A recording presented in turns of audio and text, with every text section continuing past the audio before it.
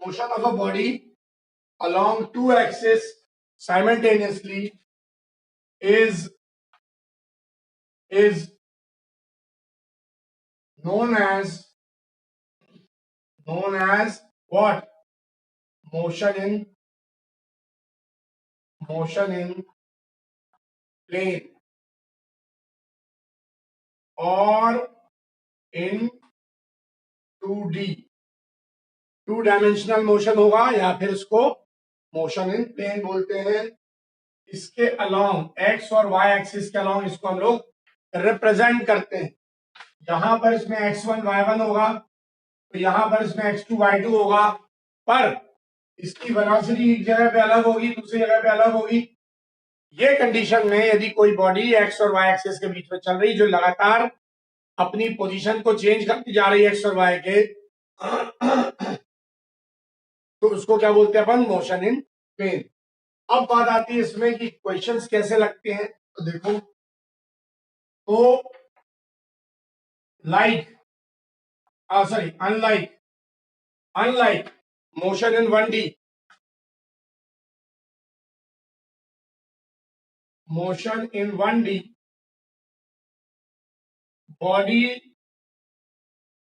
body has two axes at the same instant of time, at the same instant of time.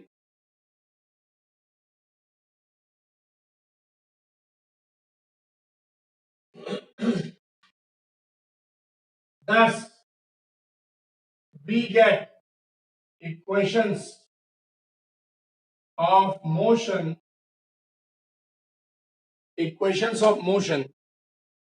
in 2D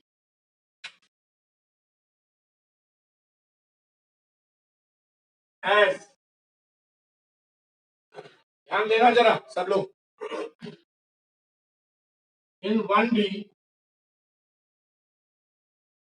हमारे पास जो पहला equation बनता है वो बनता है हमारे पास कौन सा? b equal to u plus a t. दूसरा बनता है s equal to u t plus half a t square. तीसरा v square equal to u square plus twice S.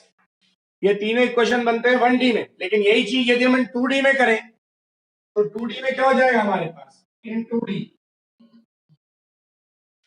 देखो यहां मैंने क्या लिखा है यहां पर? Unlike motion in 1D, body has to access at once.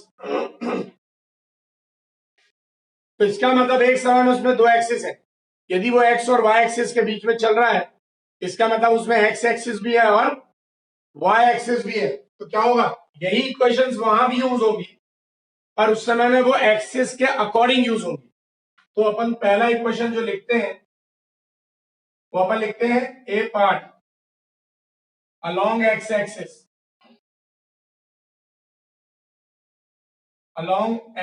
axis, क्या मिलता है मालूम है? देखो यार, vx equal to ux plus axt। लेकिन यही इक्वेशन y एक्सिस के अलॉन्ग भी आएंगी।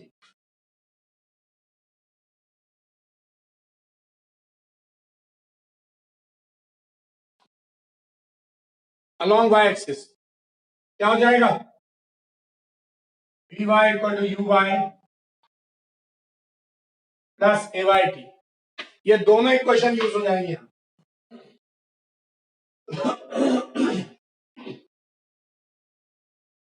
इसका रिजल्टेंट क्या होगा? इसका रिजल्टेंट होगा vx square plus vy square का root over. Everybody should write down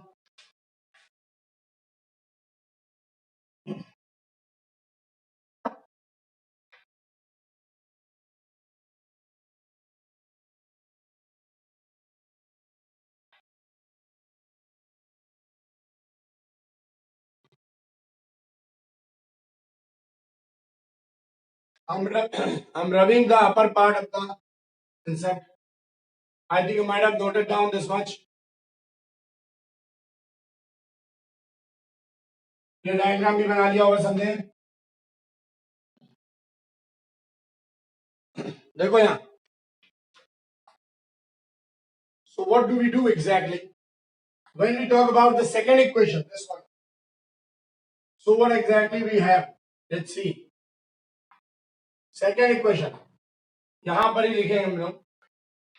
तो सेकेंड इक्वेशन लिखते हैं along x axis. Sx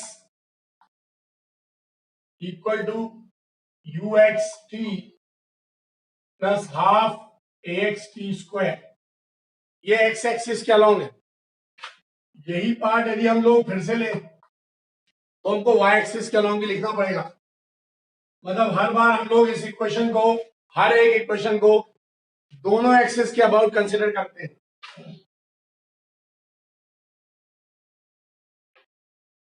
sy equal to u by t plus half a by t square. इसमें हम लोग डिस्प्लेसमेंट का concept लेते हैं, रिजल्टेंट. यहां रिजल्टेंट डिस्प्लेसमेंट आता है हमारे पास root over S X square plus S Y square. Everybody just make sure that you should write down this one, these equations. अब आगे बढ़े. तीसरा इक्वेशन लिखें. You might have written down this entire value, so I'm rubbing this part. बस वही equation को हम लोग को x और y दोनों में कंसीडर करना, ध्यान रखना. t is independent of any axis, that's why t will not be changed. t remains same in both the axes, rest of the term will be changed. इसको मैं मिटा दे रहा हूं, तीसरी इक्वेशन लिख रहा हूं. Now third equation, again a part along x axis. A part that was vx square equal to ux square plus twice ax sx. But if the same equation, same condition can be taken in y axis as well.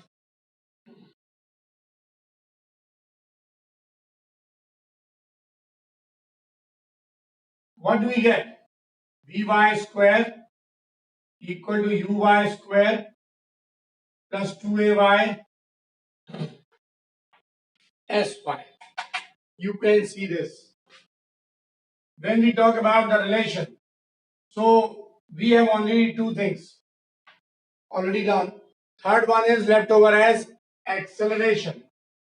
So resultant acceleration will be taken as ax square plus ay square. So this has to be done. Write down all three equations accordingly. And then we'll move to the next part.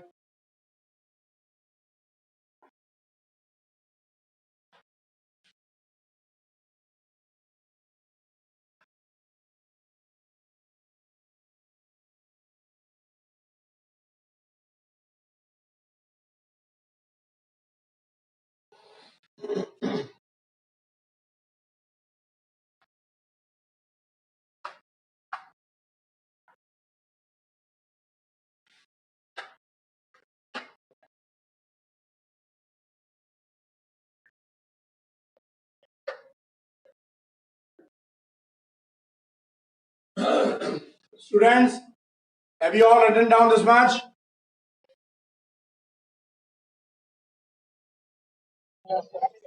Okay, now we'll move to the next part. If we have written down, then put the heading projectile motion. तो इसी के अंदर में projectile motion भी आएगा. क्या है projectile motion? चलो देखें. projectile motion क्या है देखें.